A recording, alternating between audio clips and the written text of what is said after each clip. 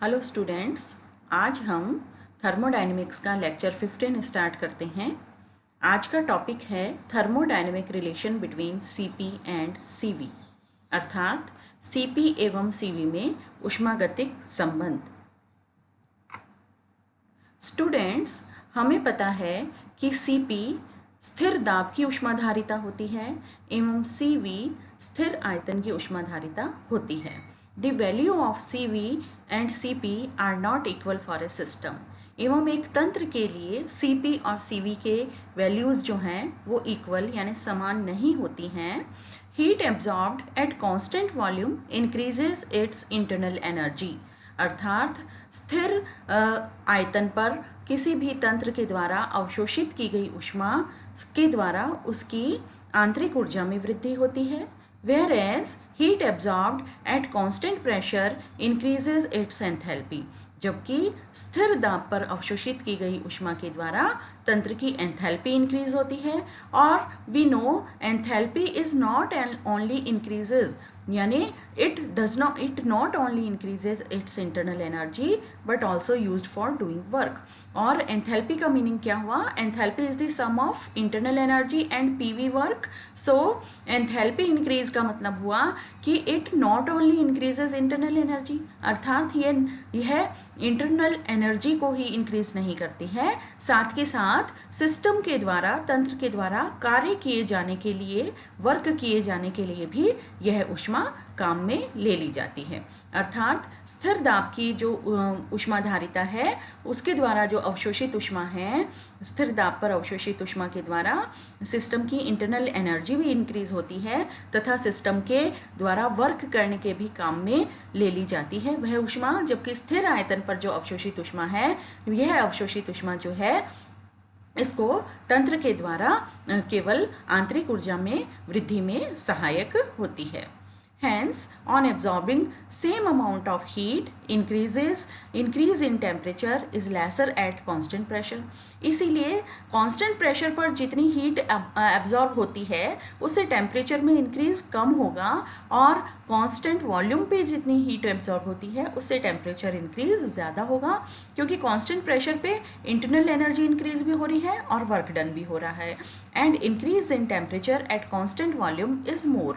और इसी तरह से हम कह सकते हैं कि कांस्टेंट वॉल्यूम पर जो हीट एब्जॉर्ब होगी उससे सिस्टम का टेम्परेचर ज़्यादा बढ़ेगा तुलना में स्थिर दाब की तुलना में।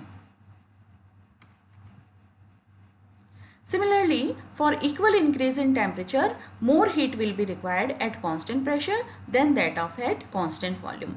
और इसी तरह से हम कहते हैं कि टेम्परेचर में यदि हमें समान बढ़ोतरी चाहिए दोनों ही सिस्टम में, स्थिर दाब पर तथा स्थिर आयतन पर, तो हमें जो हीट है वो कांस्टेंट प्रेशर पे ज़्यादा देनी होगी सिस्टम को कांस्टेंट वॉल्यूम की तुलना में। यानी कांस्टेंट प्रेशर वाले जो सिस्टम्स हैं उनमें हमें ज़्यादा हीट की आवश्यकता होती है उसका टेम्परेचर बढ़ाने के लिए, जबकि कांस्टेंट वॉल्यूम वाले सिस्टम में हमें कम टेम्परेचर की आवश्यकता होती है, उसकी हीट कम है, हीट की आवश्यकता होती है उसका टेम्परेचर बढ़ाने में। The relation between CP and CV can be established as। अब हम CP और CV के मध्य रिलेशनशिप को इस तरह से एस्टेब्लिश करेंगे। हमें पता है, we know that CP is equal to del H upon del T at constant pressure P।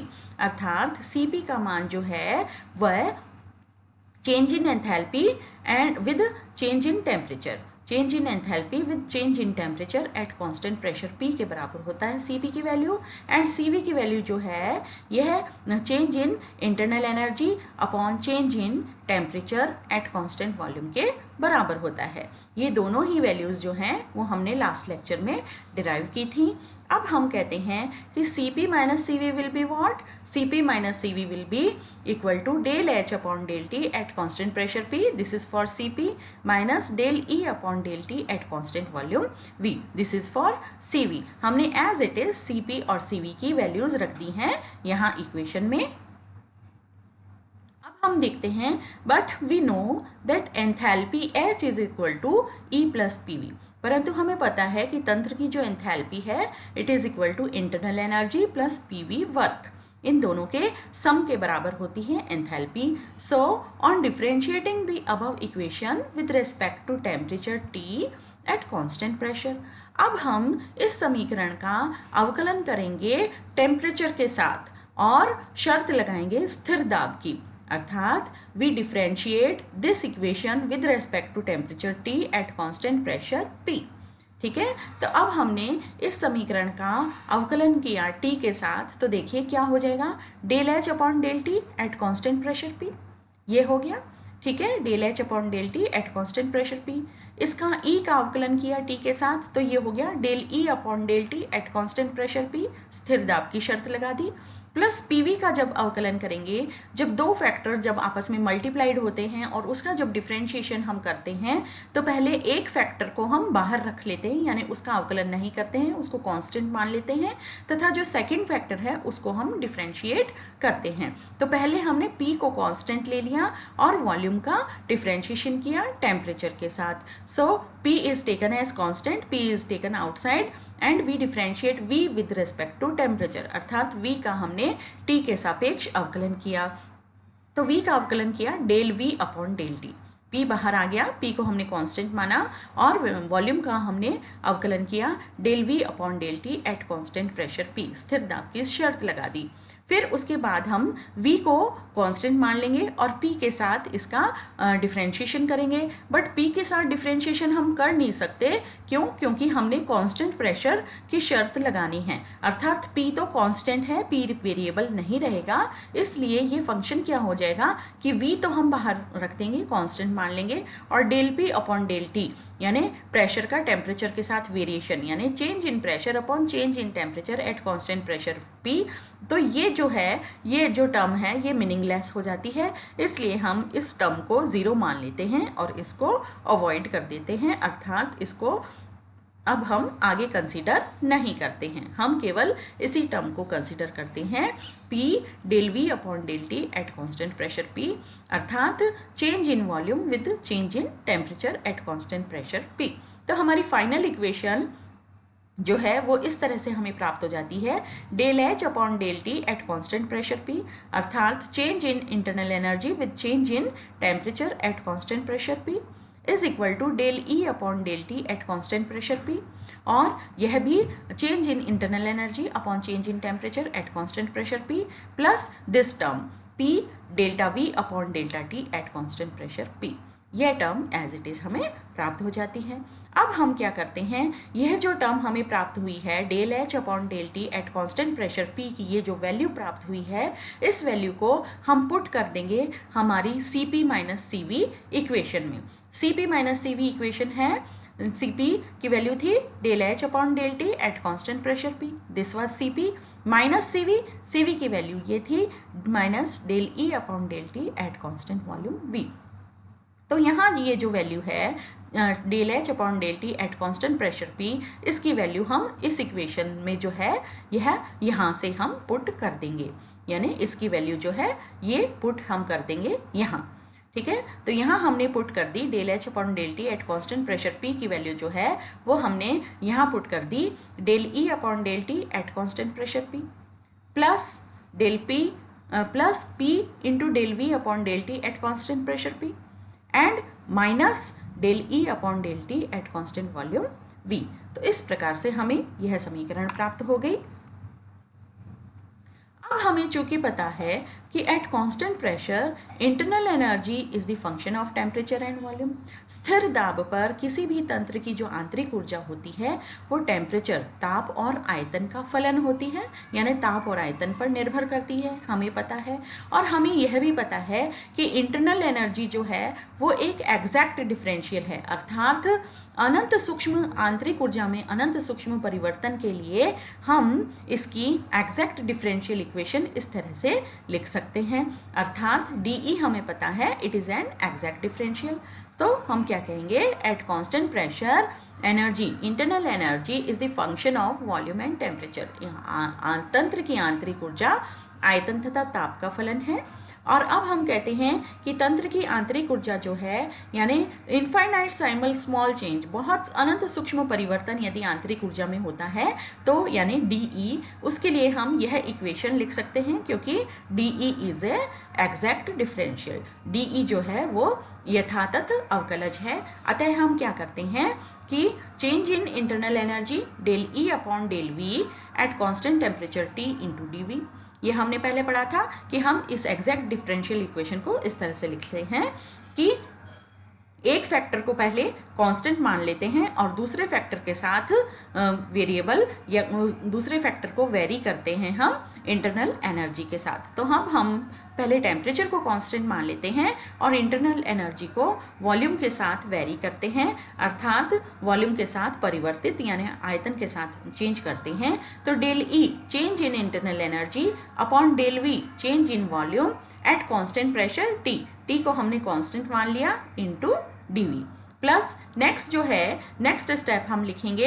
अब नेक्स्ट स्टेप में वॉल्यूम को कांस्टेंट मान लेंगे, we assume volume as a constant and we will vary temperature, और ताप के साथ आंतरिक ऊर्जा में परिवर्तन करेंगे। So change in internal energy delta E upon delta T at constant volume V into DT। तो इस तरह से हमने exact differential equation internal energy DE के चेंज के लिए, इनफाइनाइट साइमल चेंज यानी अनंत सूक्ष्म परिवर्तन के लिए हमने यह समीकरण बना ली। ठीक है, यह इक्वेशन हमने लिख ली। अब इस इक्वेशन का हम क्या करेंगे, इस इक्वेशन को हम DT से डिवाइड कर देंगे दोनों साइड में, left hand side and right hand side. In both side we will divide this equation by DT and apply the condition of constant pressure. तो देखिए हमें क्या प्राप्त होता है। तो हमने कहा on dividing this above equation by DT, इस इक्वेशन को DT से डिवाइड करेंगे and applying condition at of constant pressure, और स्थिर दाब की हम शर्त लगा देंगे। So the above equation will be, तो हमारी अबव इक्वेशन तो ये थी जो हमने अभी पढ़ी थी कि DE will be DE is equal to del E upon del V at constant temperature T into DV plus del E upon del T at constant volume into DT। अब हम क्या कर रहे हैं कि इसको हम DT से डिवाइड कर रहे हैं, DT यानी डेल्टा T से डिवाइड कर रहे हैं। तो हमने DE को लिख दिया डेल E, DE को लिख दिया del E and divided by DT यानी डेल T। तो del E divided by del T यानी इस इक्वेशन को डेल E को हमने डिवाइड कर दिया डेल्टा T से।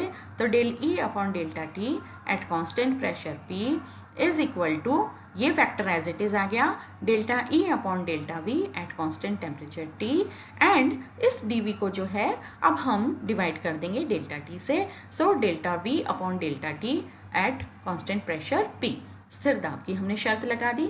ये जो स्टेप है ये एज इट इज रख लिया हमने, del E upon del T at constant volume V into, अब हम डेल्टा T को डेल्टा T से डिवाइड कर देंगे और एट कांस्टेंट प्रेशर P की स्थिर दाब की शर्त लगा दी, और चूंकि डेल T जो है वो क्रॉस आउट हो जाएगा और 1 के बराबर हो जाएगा और हमें केवल ये जो है ये टर्म प्राप्त हो जाएगी। तो हमारी फाइनल इक्वेशन हो गई, we get final equation as del E upon del T at constant pressure P is equal to del E upon del V at constant temperature T into del V upon del T at constant pressure P plus del E upon del T at constant volume V and this will be 1। ठीक है, तो अब इस प्रकार से हमें ये del E upon del T at constant pressure P की जो वैल्यू है वो हमें ऑब्टेन हो गई। अब इस वैल्यू को हमारी जो पहले वाली इक्वेशन है CP माइनस CV, उसमें हम del E upon del T at constant pressure P की ये वैल्यू जो है इसको हम सब्सटीट्यूट कर देंगे और हमें क्या रिजल्ट मिलेगा। On putting the value of above term del E upon del T at constant pressure P in CP minus CV equation, और CP minus CV equation जो हमारी पहले थी वो क्या थी, that was CP minus CV is equal to del E upon del T at constant pressure P plus P del V upon del T at constant pressure P minus del E upon del T at constant volume V।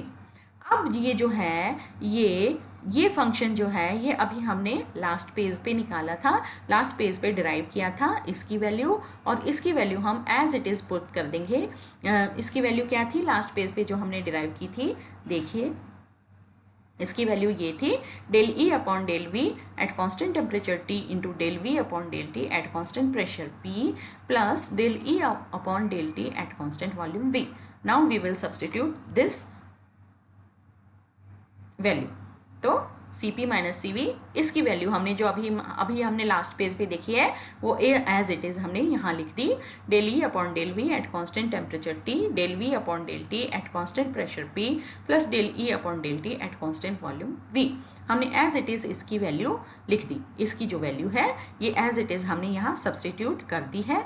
और फिर उसके आगे next जो term है ये है plus P del V upon del T at constant pressure P. यानी हमने आगे नेक्स्ट ये लिख दिया as it is P del V upon del T at constant pressure P. और लास्ट है minus del E upon del T at constant volume V. और ये है minus del E upon del T constant volume V. इसको as it is लिख दिया. अब देखिए दो टर्म्स सिमिलर हैं यहाँ, ये प्लस में है और ये माइनस में है. Del E upon del T at constant volume V, it is in plus form and it is in minus form del E upon del T at constant volume V. तो दोनों similar हैं तो ये cut होंगी और final equation जो है वो हमें क्या मिल जाएगी, C P minus C V is equal to del E upon del V at constant temperature T into del V upon del T at constant pressure P और plus P delta V upon del T at constant pressure P. तो ये हमें एक final equation मिल जाती है. और यहाँ भी ये जो दो टर्म्स हैं, ये टर्म है del V upon del T at constant pressure P, del V upon del T at constant pressure P, these are common. तो हम इनको बाहर निकाल देंगे और बचे हुए को स्क्वायर ब्रैकेट में सब्सटीट्यूट कर देंगे. तो इस कॉमन टर्म को हमने बाहर रख दिया, आउटसाइड ऑफ द इक्वेशन निकाल लिया हमने. यहाँ सब्सटीट्यूट कर दिया del V upon del T at constant pressure P और बचा हुआ del E upon del V at constant temperature T plus P. ठीक है, तो इस तरह से हमें एक फाइनल इक्वेशन मिल जाती है. और उसके बाद this equation shows general relation between the C P and C V. यह इक्वेशन जो है ये सी पी और सी वी के बीच में जनरल रिलेशन बताती है, सामान्य संबंध को बताती है. And it is equally applicable to solid, liquid and gas. और यह तीनों ही स्टेट्स ऑफ मैटर पे इक्वली एप्लीकेबल है, तीनों ही अवस्थाओं पर एप्लीकेबल होती है. ठीक है, अब इसमें ये जो टर्म है del V upon del T at constant pressure P, this term express the work done. Constant pressure पे टेम्परेचर चेंज के साथ वॉल्यूम में चेंज होना, अर्थात कांस्टेंट प्रेशर पे ताप बढ़ाने पर आयतन भी बढ़ जाना, यह क्या कहलाता है, यह कहलाता है वर्क डन, है ना. तो this term is the work done at constant pressure P. तो यह जो टर्म है यह वर्क डन है स्थिर दाब पर. फिर हम आते हैं इस टर्म पे. यह टर्म है eight constant temperature T increase in volume with increase in internal energy, या आयतन में बढ़ोतरी से तंत्र की आंतरिक ऊर्जा में वृद्धि होना. और यह जो टर्म है यह अट्रैक्शन फैक्टर को बताती है, अट्रैक्शन टर्म है, अर्थात गैशियस मॉलिक्यूल्स के मध्य आकर्षण बलों का माप है. It is the measure of attraction forces in the gaseous molecules. तो आइडियल गैसेस में चूंकि हमें पता है कि अट्रैक्शन फोर्सेस की वैल्यू कितनी होती है, 0 होती है, नेग्लिजिबल अट्रैक्शन होता है, हम ये मानते हैं. No attraction among the molecules, आदर्श गैसों के अणुओं के मध्य आकर्षण बलों का मान 0 होता है. इसलिए इस टर्म का मान भी आइडियल गैस के लिए हम 0 ले लेते हैं. नेक्स्ट स्लाइड में देखते हैं. देखिए, the term del E upon del V at constant temperature T is the increase in internal energy with unit increase in volume, अर्थात आयतन में इकाई वृद्धि से आंतरिक ऊर्जा में वृद्धि को प्रदर्शित करती है यह टर्म. और यह टर्म जो है it is the measure of attraction forces, अर्थात आकर्षण बलों का माप होती है, कितने आकर्षण बल हैं उनको ये प्रदर्शित करती है. और चूंकि the attraction forces among the gaseous molecules are very less, और हमें पता है कि गैशियस मॉलिक्यूल्स में अट्रैक्शन फोर्सेस बहुत कम या नेग्लिजिबल होते हैं, और in case of ideal gases these are zero. और आदर्श गैस के आदर्श गैसों में तो अट्रैक्शन फोर्सेस हमेशा क्या मानते हैं हम, दीज आर जीरो, शून्य के बराबर होते हैं। अतः हम ये मानते हैं for ideal gases this attraction term is equal to zero, अर्थात आइडियल गैस के लिए हम इस अट्रैक्शन टर्म को हम जीरो मान लेते हैं और इसकी वैल्यू जीरो हम पुट कर देते हैं, और हमारी इक्वेशन इस प्रकार से हमें प्राप्त होती है। देखें अगली स्लाइड में, देखिए हमारी ये इक्वेशन थी Cp minus C V is equal to del V upon del T at constant pressure P is equal to into P plus del E upon del V at constant temperature T। This is the value of attraction forces और attraction term जो थी, और this is for ideal gases it is equal to zero, so we will put its value is equal to zero. इस term को हम zero लिख देंगे तो हमें केवल क्या प्राप्त हो जाएगा, हमारी इक्वेशन हो जाएगी, we will get the equation as Cp minus C V is equal to del V upon del T at constant pressure P, this term as it is, into square bracket P pressure plus this is equal to zero। इसकी value हमने zero रख दी, तो ये ultimately हमें यह equation मिल गई। We obtained the equation as Cp minus C V is equal to del V upon del T at constant pressure P into P only pressure। So we can write the pressure here, Cp minus Cv, we can write this equation as also Cp minus Cv is equal to P into del V upon del T at constant pressure P, del V upon del T at constant pressure P। So this is the final equation for the Cp minus Cv, that is the thermodynamic relation between Cp minus Cv। Now in the next slide